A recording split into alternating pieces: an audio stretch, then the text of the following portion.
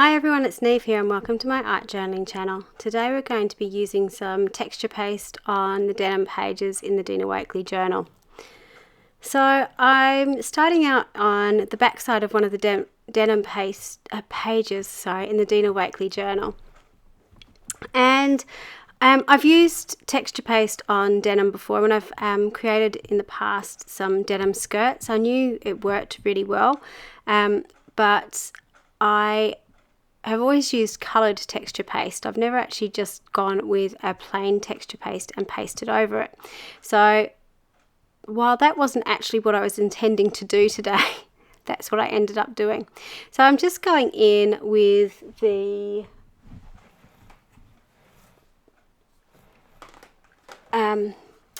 New Distress grip paste. I think that's what I'm using. Yep, it is. I just had to check. Which is kind of like a texture paste. It does have a little bit more tooth than regular texture paste. Any texture paste will work. But I'm just going through and I'm using a spatula to apply it. So a spatula or a palette knife is probably the best way to apply it.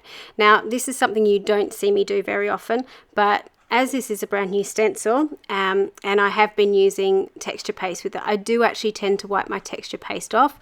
If you want to be really good with your stencils, you should probably actually go and wash it under running water and make sure you've got it all removed. I've just used a wet wipe and a piece of paper towel just to wipe over the top.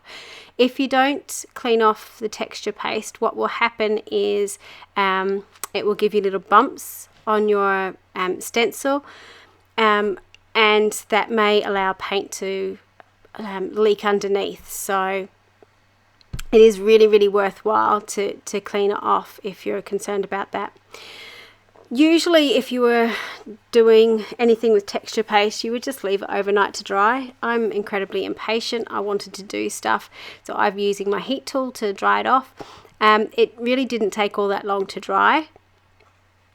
And all you really want to, obviously you want the entire piece to dry, so it is going to take longer, but all I really wanted to do was actually just dry the surface because I just wanted to apply some paint over the top, and you know, I would leave it open to dry further afterwards, but I just wanted to sort of get the top dry enough that I could apply stuff through.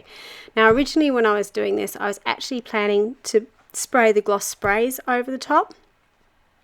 But I had a bit of a change of height as I was doing it. So this page kind of came about because I bought a box of goodies, you know, because you're in isolation and who doesn't need more art supplies, supporting my local shops. And it came with all the new Dylusions neon paints and the texture paste and this stencil. So this is me just practicing and playing around with them. I was going to colour the texture paste, and originally you saw me take the stencil off. Now I still would have had to do that, but it suddenly occurred to me because I was just going to sponge the paint over the top, and I thought, well, I'd actually really like to see the denim through this. How am I going to mask it? And it's like, well, you're silly, because that's what a stencil will do. So I actually relined the stencil up where it belonged, put it over the top, and I'm going in and stenciling it. So basically what this does means I'm colouring the texture paste, but I'm not colouring the bits of denim that I didn't want coloured. I'm sure most of you have figured this out before, but this was a bit of a light bulb moment for me. So yeah, that's obviously where my brain is at the moment. With colouring it, what I'm doing is using the same sponge, or I use the same sponge for the warm colours and I'm using a different colour for the cool colours, starting off with my lightest colour and then sort of blending the colours into each other just to get that sort of true mandala type feel. I did find doing the edge bits a little bit tricky, so just go carefully around the edge bits so you don't go off and colour the denim, but you can see there, so quick and easy, and a great way to get a blended look on your mandala. Now this is really tricky for me because I decided to leave this as it is. All I've done is added a quote down the bottom, and that was it. And while I really like it, it's very not me because it's not busy enough. there's white space, or a denim space, I suppose you could say. But I just liked the technique, and I liked how it blended together. So, and the bright colours worked with the piece that was on the other side.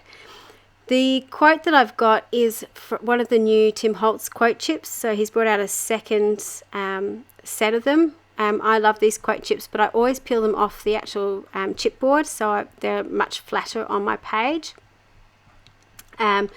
But they're fabulous to glue down. You can see by putting the stencil there, you can get a really neat stenciled version of your final thing. And having the texture paste there, even though it's covered up, I've got that three-dimensional look on my page. So it was a fun thing to do, really easy to do, but it gives you an effective look in the end. Thank you so much for watching. I hope that was helpful to you, and until next time, bye for now.